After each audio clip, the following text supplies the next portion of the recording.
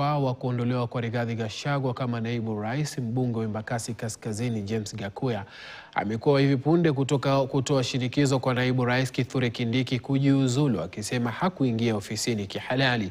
Akizungumza Nyeri, Gakuya pia ametaka Gachagua kurejeshiwa nafasi ya usalama, maafisa wa usalama pamoja na kila kitu kingine cha kiwango cha naibu rais, akisubiri kurudi kazini. Haya yanajiri huku wandani wa Rais William Ruto wakiendelea kurusha cheche za maneno kwa wenzao walio mrengo pinzani unaoongozwa na Rigathi Gachagua. Kama hiyo pano ni null and void, ni kumaanisha tumerudi pale pale, na ni kusema conservatory orders they are firm and strong today, kwa sababu pano iliyo ivunjilia bali haikuwa halali, na kwa hivyo ilikuwa kinyume na katiba.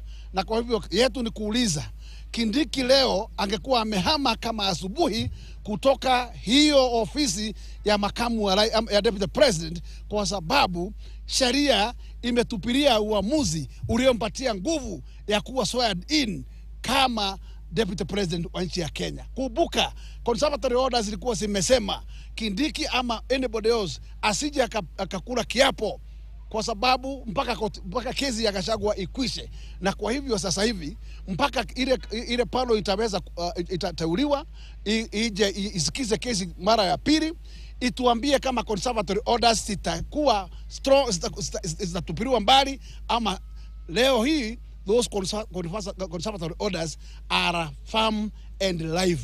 Na kwa hivyo tangu hiyo uamuzi jana, kusipokuwa na ile appeal ya kutupilia hiyo hatua ya jana, ni kumaanisha kisheria Kindiki is no longer a deputy president of the Republic of Kenya.